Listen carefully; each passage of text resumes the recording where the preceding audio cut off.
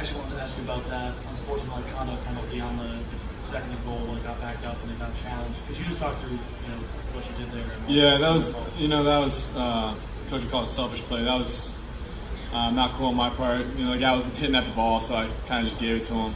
But it was in front of the ref. I can't do things like that. It's a bad look for the team. I'm representing the team. So I told Coach I apologize, and it's not going to happen again. Any questions for Ed? Mark? Eric, Coach Babers was talking about a sign of maturity for this team, able to handle a game like this after beating Florida State and with Clemson dead ahead.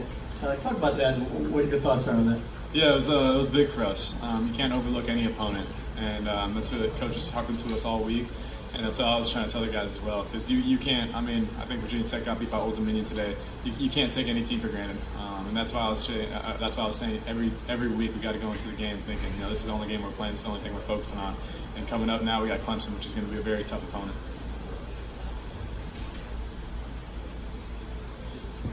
After getting pulled out of last week's game with an injury, how did it feel to be back out there? And as a whole, how do you think you did today?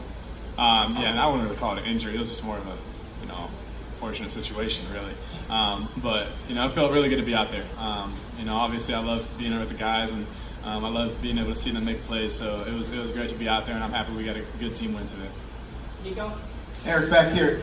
As far as now that this one is put to bed, can you appreciate the opportunity that's in front of you? Look at the progress that's been made from in your time here. Now it's 4-0 Syracuse, undefeated Clemson, their place, national TV. Can you appreciate that opportunity? Yeah, definitely. But like I said, Clemson's one of the best teams in the nation, so it's going to be a very tough opponent, and we really got to lock in this week and prepare.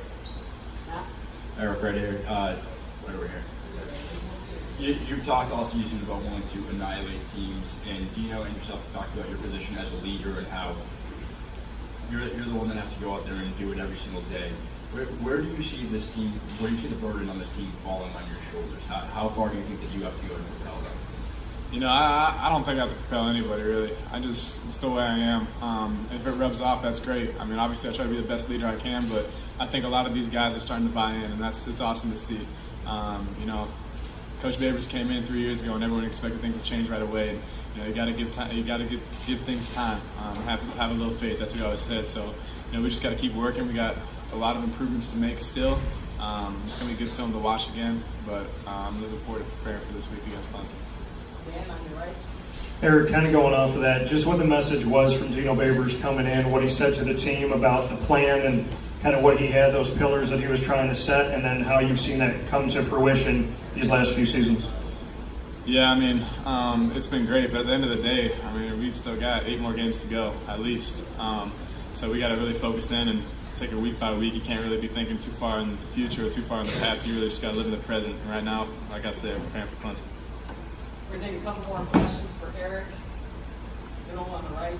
Eric, today with Sean's performance and you having 5 touchdowns, I think somebody that kind of got lost in translation was how good a game Mo Neal had today. How important is he to your offense, and what kind of skill set does he bring to an offense that likes to run up tempo and likes to get backs out of space? It was awesome. Not only Mo Neal, but Dante Strickland as well, and Jarvian also until the fumble. But it was great.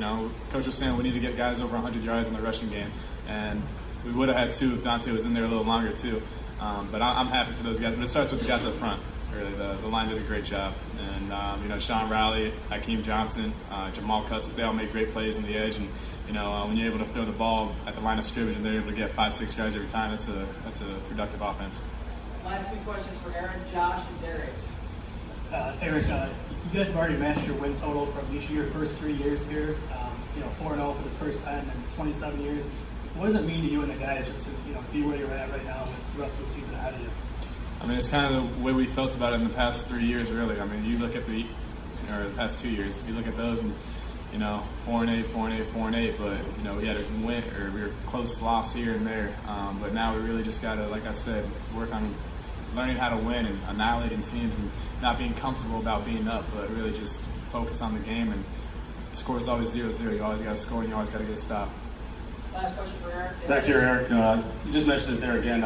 Talked a lot about the annihilating teams and all that. How impressed are you, or what is the emphasis that shows tonight, where the offense, defense, and once again special teams too all coming through it, sort of exemplifying how the team is taking that mantra of annihilating the team so to heart?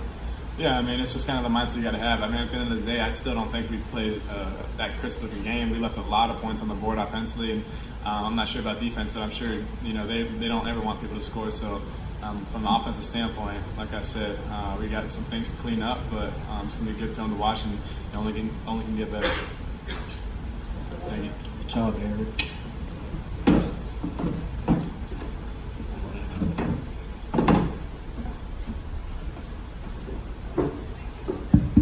I'll take questions for wide receiver Sean Riley. We'll start on the right with Dan. Sean, almost 300 all-purpose yards is what you can say. You had a touchdown on offense, had a touchdown on special teams. I know you've been trying to break that one for a little bit here. Just what you can say about the game today for you. I mean, the coaches prepared us all week in the film room. They told us where there were going to be open spaces, and we just executed. Back, Mark. Just Sean, back left here. What's different this year? Last 2 years, you guys had really big wins. Last year, you lost every game after the Clemson game. What's different this year? How different does it feel in the locker room? I feel like we have a lot of leadership, and the guys feel really confident. We just believe we can win every game before we go into any game. So I feel like that's what does it. And the more you do it, is it feeding on it right now? Yeah, we're definitely getting comfortable. Not comfortable. We do have Clemson coming up, big game, but we're not 4-0. We're 0-0 right now, so that's how we take it one game at a time. Also take questions for Kendall Coleman. Kendall, you and Alton Robinson, it seemed like pretty much everybody on the defensive line was just living back the other day. Can you talk about sort of what you guys saw this week in film and what sort of keyed in you guys being able to just sort of dominate UConn's offensive line like you did? Nothing really gave away what the play was going to be or anything like that. We just had a good jump on the ball. It all starts with a good get-off and communication, and we were able to recognize plays once the ball was snapped, and everybody doing their parts allows for individuals to go and make plays. Seth and then Dan. Kendall, now 2 weeks in a row where the defensive line has just kind of wreaked havoc on the other team's quarterback and gotten into the backfield. Is there something that's changed over these 2 weeks that maybe has made you guys more effective, or is it just the matchups and the way kind of football goes? I think that it all comes from chemistry. Last year there was a couple of injuries here and there, guys first year being on the team and stuff like that made it a little tough, but being 1 year in, taking those first couple of weeks to figure each other out and get comfortable with each other, and I feel like now we're in a really good spot to be able to play with each other and go out there and play together. Kendall, what can you say about the coaching staff, just defensively, starting with Brian Ward all the way down, just what they've done to get you guys prepared, get you ready, and what you've taken away from them as this team has grown and obviously played better defensively these last few games? Yeah, definitely. So they do a good job of letting us know when we've made good plays and stuff like that, but the most important thing is to just not dwell in the past and not dwell on those plays. Good plays happen, but so do bad plays, and so they make sure that we also know about the bad plays and that we're moving on and learning from those things and being able to correct them throughout the game and throughout the week. Kendall, another one. Gino mentioned during his little portion that the tackles are really critical, disrupting inside and lets you and all the other defensive ends get off the edge. Could you talk about some of the work that they do, the things they do to let you guys get free rushes and be the one-on-one? You talking about our D tackles? Yeah. They're major. The get off that they have and the attention that they draw is crucial for any of the edge rushers, whether it be Alton and I or Brandon and Kingsley, whoever's out there. It's absolutely crucial, and I greatly appreciate those guys for it. It makes my job a little bit easier outside. Also take questions for Alton. Back row, all right. Looking forward to next week, what would a win against a program like Clemson mean for this program, which has clearly found some new life moving forward and really trying to create an identity for itself? I think a win against Clemson means just as much as a win against UConn and Wagner and Florida State and Western Michigan.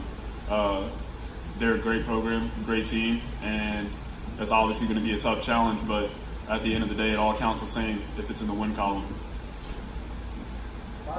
Kendall, back left. So what does it say about how this team is growing, that not only were you able to win today, but win convincingly after a big win and with another big game coming up? I think it speaks a lot about this team in terms of who we are versus who we have been. And I'm excited to see how much further we can take this thing and see knowing the potential that we have. who we are is in our identity. Past teams in games like even today maybe would have struggled a little bit more, come across adversity and maybe shied away from it. But I don't think that's who this team is this year, and I think that we've done a good job of representing that on the field. Nico? Back here, guys, I guess we'll start with Alton if we can move down the line. Can you appreciate, it's a similar question to what you just answered, but can you appreciate the progress that's been made that, yes, this team is 4-0, but now you've got a national showdown. The whole country's going to be watching you. Undefeated Syracuse, undefeated Clemson. Can you appreciate the work that made this showdown happen? Yeah, we definitely can appreciate it. I mean, to be 4-0 is a great feeling. And when you're 4-0, you just want to get to 5-0. When you're 5-0, you want to go then. So we definitely can appreciate all the progress we've made. Kendall? No doubt. There's been a lot of work put in to get us to this point, and like Alton said, it's just about taking it one game at a time.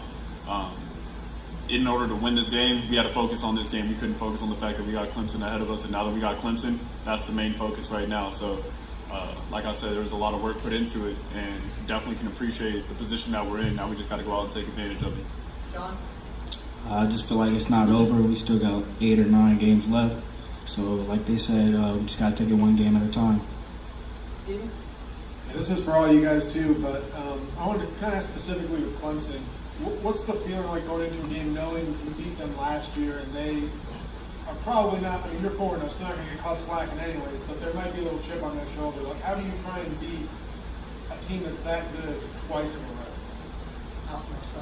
row? Yeah, well, to answer your question, I mean, football's football every day of the week. So just be technically sound.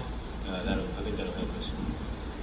I think what's major about beating a team like Clemson is the same thing that's major about beating anybody else on our schedule. Everybody any day of the week can come out and beat us if we beat ourselves. So like Al said, being technically sound and making sure that we're playing our best game going to put us in a situation where we can go out and take the win. I just feel like we just got to prepare all week, make the plays that we can make, and execute every play. Last 2 questions. Matt?